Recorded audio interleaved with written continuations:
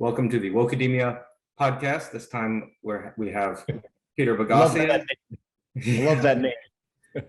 But we have been asked to start our public events with a land acknowledgement first, although I don't fully accept our land acknowledgement, so I've come up with my own. So I would just like to say that I, as a professor at the University of Texas, I fully accept the legitimacy of the government of the state of Texas and its sovereignty over all lands between the Rio Grande and the Red River, along with all impoundments and crossings thereof. Can I pause you on that? I think this Sure. is a good place to start our conversation. What is the land acknowledgement that they have, or the one they'd like you to read? Do they have one that they? Yes, they have one that they like us to read. We're supposed to acknowledge that we're on Turtle Island.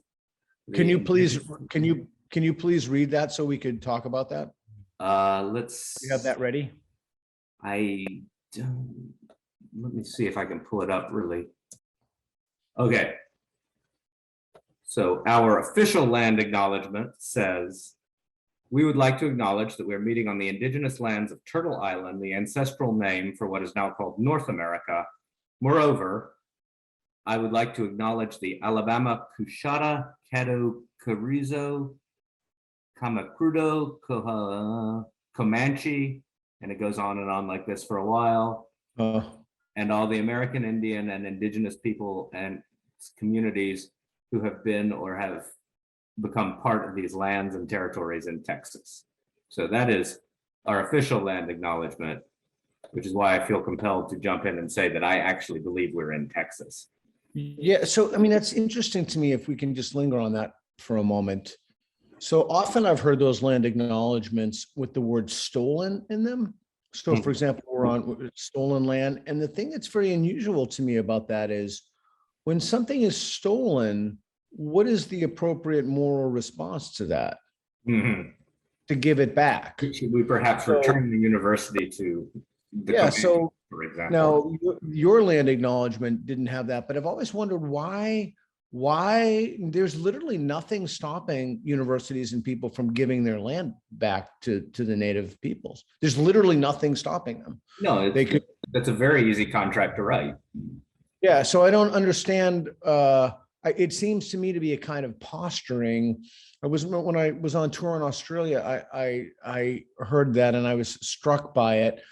But the word stolen isn't in there. And so I don't know, I'm just wondering, the problem is that, you know, the word woke is in your title of your podcast. The problem that we have is that woke people just won't talk to you. They won't have conversations. They won't dialogue. They don't believe they believe that's a tool of the patriarchy and oppressive nature of systems, et cetera. But I mean, I'd really love to explore that idea of a land acknowledgement. The other thing is they've kind of rigged the game so that if you even ask questions about the land acknowledgement, suddenly they translate that into your head and they try to swing the narrative as this is a person who hates Native Americans. No, I just want to understand what the purpose of the land acknowledgement is. And I would think that if you're now institutionalizing this and you're telling professors that you want to read this or give their own land acknowledgement and have you, I think it's a very reasonable thing that we would ask questions about this. And that's the other thing that's very bizarre to me. I just gave a talk a little while ago, and I asked the people in the audience, I don't know how many people, 150, 200, I don't know how many people were, but how many of you have ever heard the word equity outside of a financial context before 5 years ago? Not a single person in the entire audience raised their, literally not one. And so what's interesting to me is we have a value that has almost been wholesale adopted that you can't even question. And if you do question it, you're a bad person. And if I may, since we're talking about this, can I just tell a brief anecdote? Please do. So at the university where I was teaching, I will not mention the name of that university, where I resigned in September, I went to a conversation. It was in the philosophy department at this university in the Pacific Northwest in Portland, Oregon. And somebody gave a really interesting presentation about Native American philosophy being taught in the department. And I mean, I sincerely do think this is a fantastic idea. The more traditions, the more diversity, the more intellectual viewpoints and vantage points we can get to think about questions, even the more novel to a large extent, the more that will help students and myself and faculty think through these questions. Well, somebody in the audience who was a full professor raised their hand and said, that was terrific, wonderful presentation. I only have one problem, and that we're settlers, we're colonists. So I don't feel comfortable, and I don't think it's right challenging or questioning a lot of these ideas that have come through Native American traditions. And the speaker said, I feel the same way, and I too have wrestled with that. And for now, our role is to just sit and listen. And I was mortified by that. The whole history of Western intellectual thought from Socrates onward is a dialectic, a critique, a counterexample, wrestling with an idea, trying to show that it's not falsification in a scientific sense, but defeasible, trying to show, under what conditions could the belief be false, or it's a substance. There is no just listening to ideas and then just letting them kind of seep into you. But if I said anything about that I think it's great that we should include Native American traditions, but they need to play by the same rules of the game. There's no special privilege, there's no special pleading. Everybody gets the same rules of the game. Any tradition can come, and we listen, we try to understand, we do Rappaport's rules, and then we offer criticisms, and we wrestle with those in the context of other philosophical traditions and classical texts, et cetera. But if I said that, I'd be the guy instantly who hates Native Americans. And at the university where I'm teaching, even to challenge or to think about questioning that would be in career suicide, which I committed many times over. But the larger point is that we have this idea that there are, land acknowledgements, or there are sacred things that must not be questioned. And I'm telling you, nothing should be sacred. Yeah, I think this is essential for understanding what's happening in unit. Like, there's this new process to determine what is, it's not quite true, but what we have to believe, that occurs before the investigation phase. And so then once you've done that, why do you have all this infrastructure? Why do you have buildings? Why do you have textbooks? If there's another process that has determined what we're supposed to believe, right? Why do we exist at all? And right. And when an idea is sacred, not only can you not question it, but if you do question it, you're a blasphemer, and some kind of punishment will be handed down. And I think it's worth reflecting again on the values that literally nobody except people in fringe departments ever heard of, like the way the word critical was used and how that's changed, or the changing of certain definitions. Diversity, equity, inclusion being the most obvious, or pedagogical practices, safe spaces, and trigger warnings, or new words that have been invented like houselessness and minoritized, words that point to systemic problems as opposed to descriptors of a problem. I think it's worth reflecting on the idea that these are very, very recent phenomenon. There's been wide-scale institutional capture, organizational capture, ideological capture of our institutions. You're not allowed to question or challenge. Forget about, I think people get caught up in the right and the left, et cetera. Oh, and then people dispute, well, is it really, the Greg Lukianoff and others from FIRE have studied statistics of how many people self-identify as on the left and on the right, and then that's further broken down by various fields, with fewer people on the left being in business, and as you go to the softer sciences, anthropology in particular, anything with the word studies, more people are in. Okay, so bracketing that for a second, what's to me is particularly interesting is forget about right, left. People are too caught up in that. Let's say that there were another group of people like Mormons, for example, who occupied 95% of the positions at a university. Would you think that's a problem? I would think I harbor no animus against Mormons whatsoever. In fact, every Mormon I've ever met has been totally cool. I really like them. But I mean, you could substitute anything for Mormon. There's just a problem. And I think it's difficult to think through this or see this because we think there's too much of a schism. We're too bifurcated. We're too divided. We're too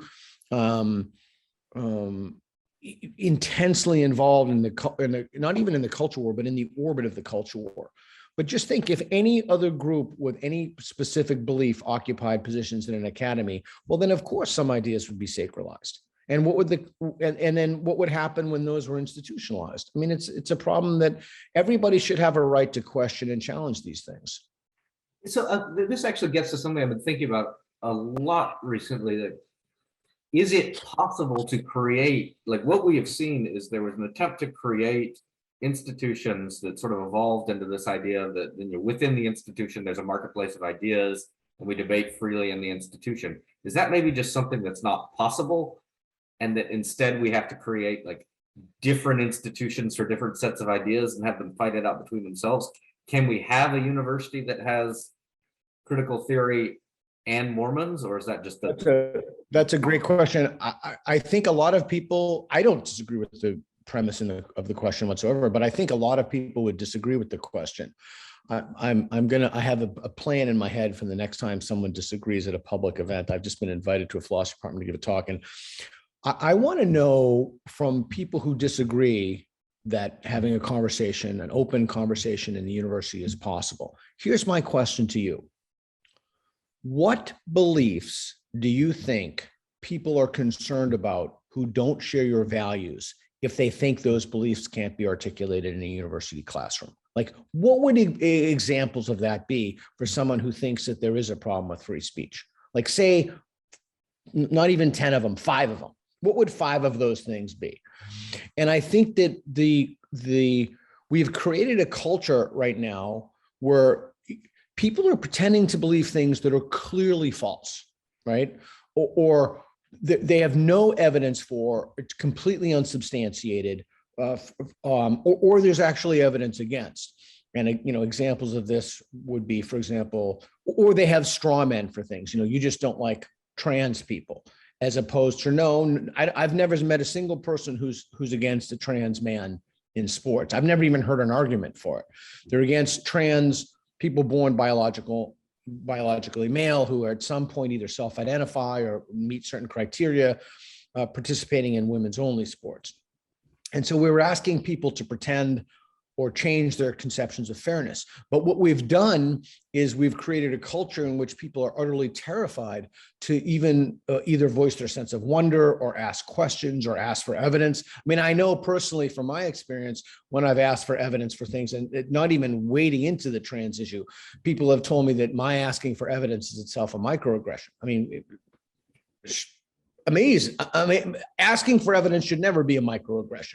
In fact, that's your duty. It should be your default position, right? Yeah, you should ask for evidence, and you should model that behavior for other people. But we've created a culture of fear in which either people are pretending to believe things that they don't believe, or they're not pretending to believe anything. They're just being silent because they're utterly terrified.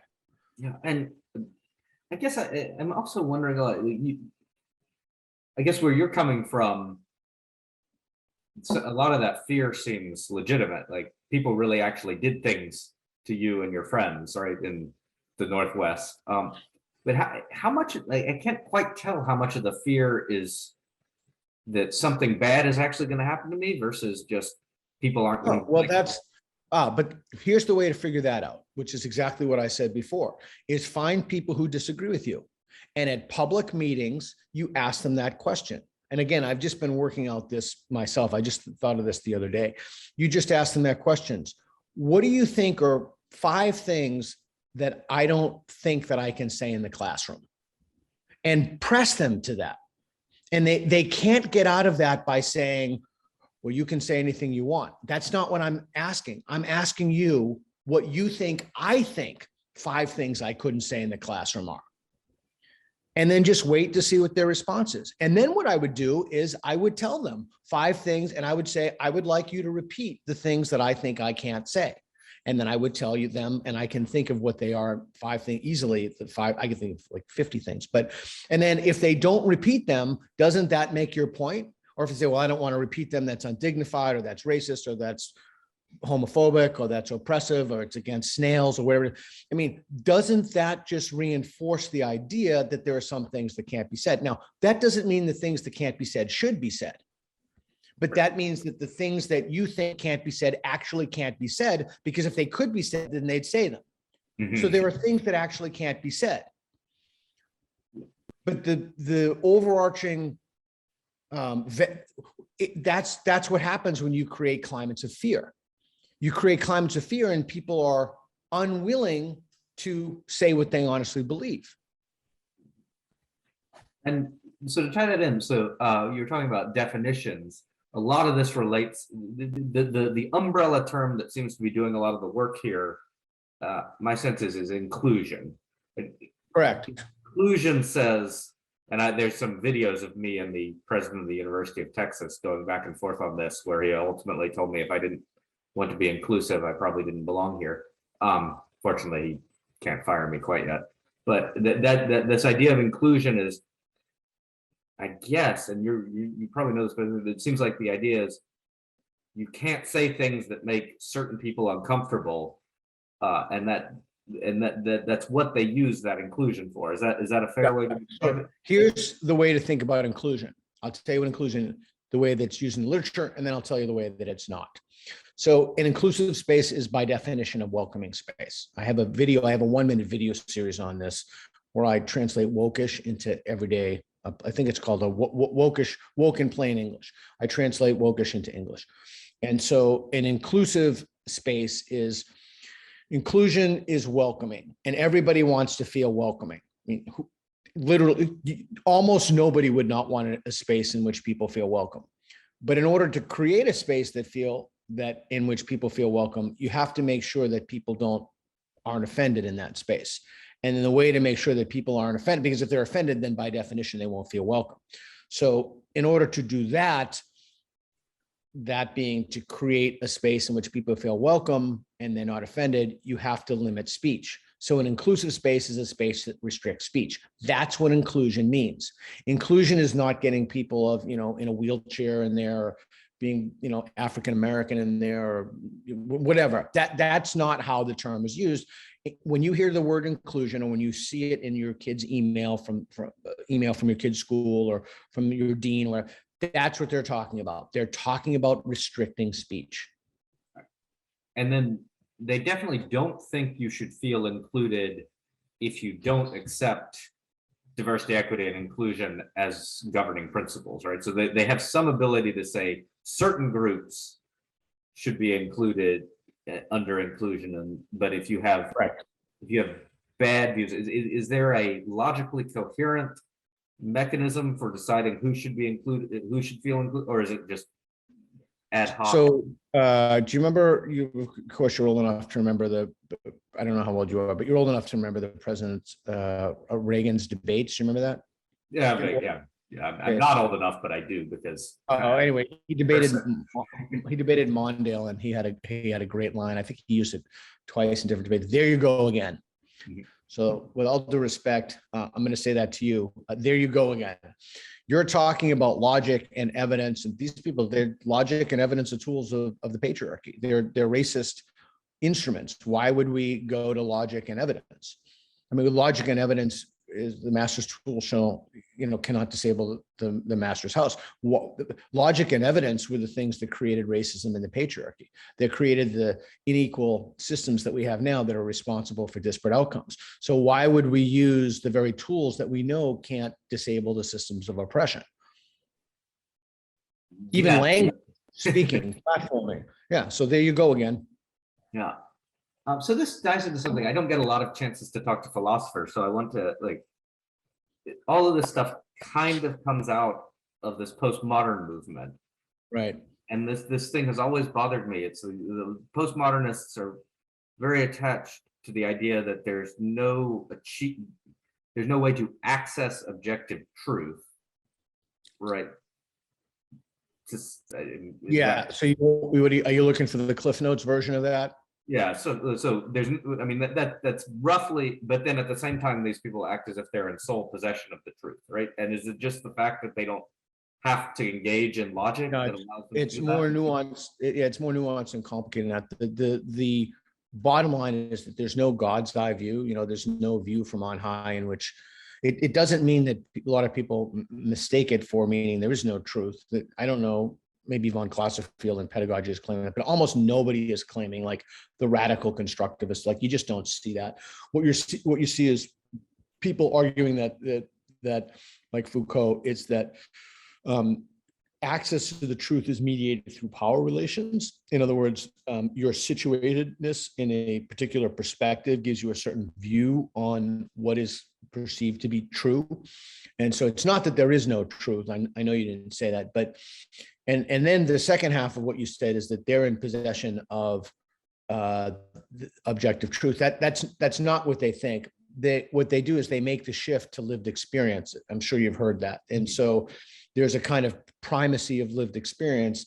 And in history of Western intellectual thought, it's a radical departure from the objectivity of the Enlightenment human reason, that we can know the world, we can ascertain things through reason and evidence, et cetera, through a subjective turn, a turn towards subjectivity, toward lived experience, toward personal experience, and then giving that primacy. And then once you have primacy, you can't deny somebody's lived experience, because a host of other things go along with that. Like, you're denying them agency, immorality. Epistemically, you can't deny the primacy of their lived experience, et cetera. So an example would be, let's say that African Americans claim that they are disproportionately pulled over by the police. And a lot of them are claiming this, like, I don't know, I'm just making this number up, like 80% of, again, I'm making this number up just so that we'll have a data point so I can give an example. I have no idea what the figure would be, but 80% of African Americans say that they've been pulled over by the police for no reason whatsoever. Okay, so the idea wouldn't be that you would just believe all women, believe all African American, believe all women is basically the stupidest thing I've ever heard. But it's basically like, again, I'm going to say a Reagan thing again. See, Boghossian's a conservative. Actually, no, that's not true. But the Reagan just hits it. Trust but verify. Right. So you trust but you verify. Well, how do you verify?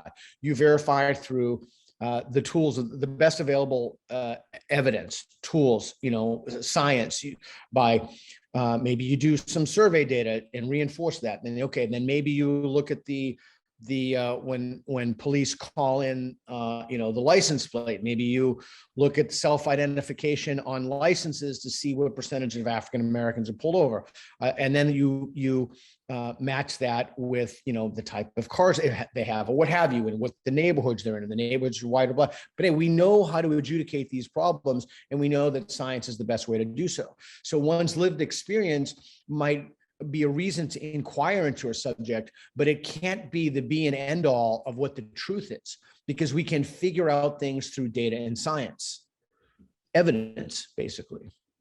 So can we sort of think of wokeism as extremely bad metaphysics? Is that sort of what it's similar questions that the metaphysicians were asking, right? Like, how do we know things? What's real? All of that, but they're doing it. Well, I wouldn't think about it in terms of metaphysics. I would think about it as an acute awareness of injustice. And the more one is aware of injustice, the more one realizes that there's more work that needs to be done. One isn't sufficiently woke enough. But it's also the idea that inherent or baked into systems is racism.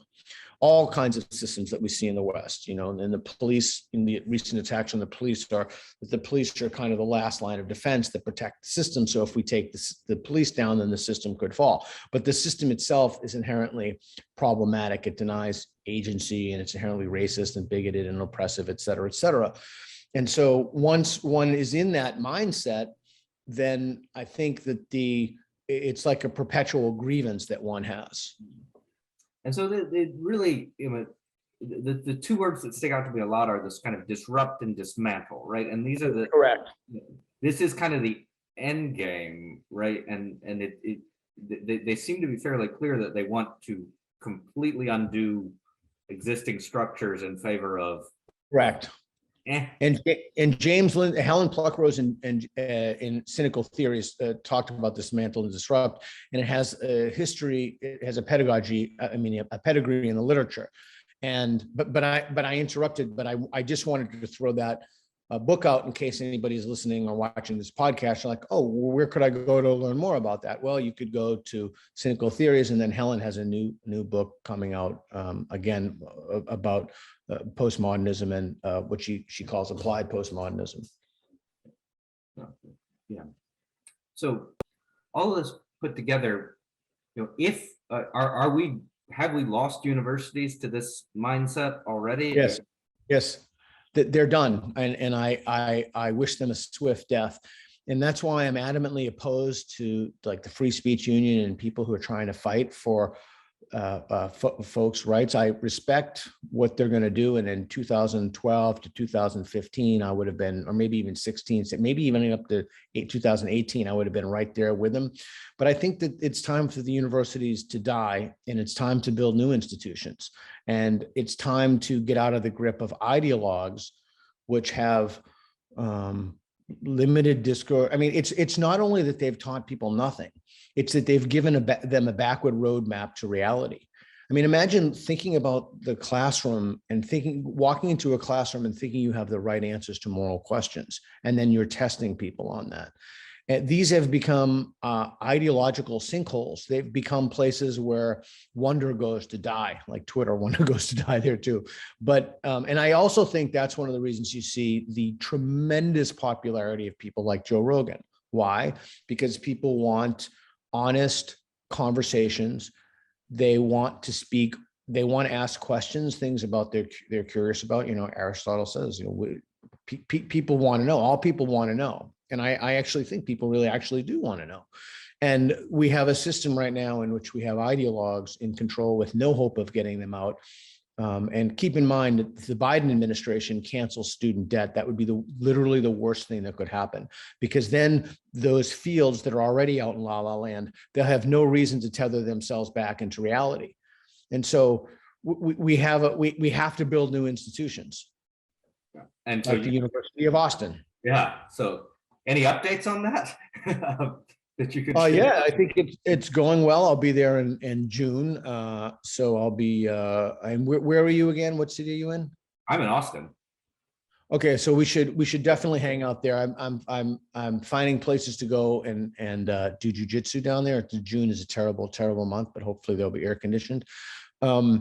But yeah, I think it's going exceptionally well. I'm a founding faculty member. Ayan Harsi is a founding faculty member. Kathleen Stock, who's recently risen to prominence about women's only spaces. She has some fascinating work, and she very, very clearly articulates things that I've been thinking about for a while that are worth looking into.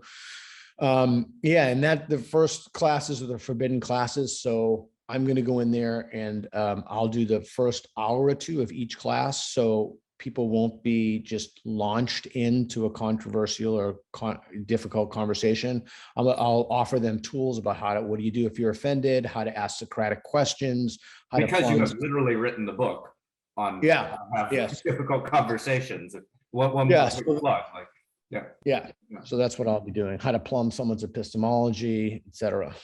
Well, that's, I guess this is mostly a downer of a conversation, but I guess we'll end on a little bit of hope that. No, it's a great conversation, because the only way that you can solve problems is to be honest about them. And right now we're not being honest about almost any of our problems, like literally almost nothing. And the consequence of not being honest about your problems is that a strong man will come in with solutions, or you won't have buy-in of your populace. I mean, look what's happening now. People have been ripping down all sorts of statues. Now, I couldn't possibly care less if there's even deer statues here in Portland. You don't like the deer statue, by all means, take it down, but you do so through a democratic process. There are mechanisms that we have in place that if you don't like something in society, and if you're not happy with that, that's okay too. You can run for office. The mayor of Portland is the most unpopular. He's I don't even want to start talking about him. That's another rabbit hole. But you're more than welcome to run for city council. You're more than welcome to run for any public office. So there are opportunities in the society if you don't like things. But the idea that you would just take something in your own hands because you think that the deer statue is racist or something, that's kind of crazy, right? I mean, that's kind of lala. That's something that The long run implications of that approach do not seem to be something that benefits really anyone, right? No, it's toxic to democracy. But the larger point is, I think that we have to be honest about our problems. It's the only way to solve them. And we have a problem in the university right now, the culling of intellectual diversity, the certainty which people come in with, and many of those people have jobs for life. They've idea laundered, and we haven't talked about that, but they've basically corrupted bodies of scholarship. The other thing is we have a legitimation crisis or a legitimacy crisis. Jürgen Habermas in the 70s, in 73 or so, popularized and brought that term, coined it to an extent. And the idea is we have record numbers of people, only 15% of people trust the major networks. I just was reading about this the other day. Not quite 30% of the people trust the major papers, and the New York Times has also gone down. We have a crisis of legitimacy in this country. We don't trust our institutions. We don't trust our experts. We don't trust academicians or those in the academy who we should trust. And so we need to be honest about that so we can talk about how to restore trust in those institutions. And the best way to do that is to make them worthy of our trust, right? They have to be merit-based. It's another conversation, but I don't think the conversation is my perspective. I don't think it's a downer. I think we have to be honest about it so we can fix it and move forward. Well, that's what we're trying to do. Well, thank you so much, Peter, for joining, and look forward to continuing conversations. My pleasure. I'm coming to Austin in June. You want to hang out? Absolutely. Awesome. You can find me on Twitter at Peter Boghossian. I just started a Getter account in case I get booted off of Twitter. I have a Substack. Let's see. I don't know. I'm all over the place, but I'll be in Austin in June. We'll post a bunch of links with the if I can figure out how to do it. I'll post a bunch of links to get to Peter's stuff because he's, And the book, How to Have Possible Conversations. And if you're talking privately, he's the sort of person they're like, yeah, that's really important. When they're talking publicly, yeah, I'm when we hang out too, if I'm in Austin, if anybody's listening to this and you do jujitsu and you want to invite me to your gym, I'd love to go. If you play Dungeons and Dragons, I'd love to join one of your games too. I'm a pretty avid player of 5e. I play once a week with my friends. So great. I'm looking forward to Austin. Right, great. Thanks.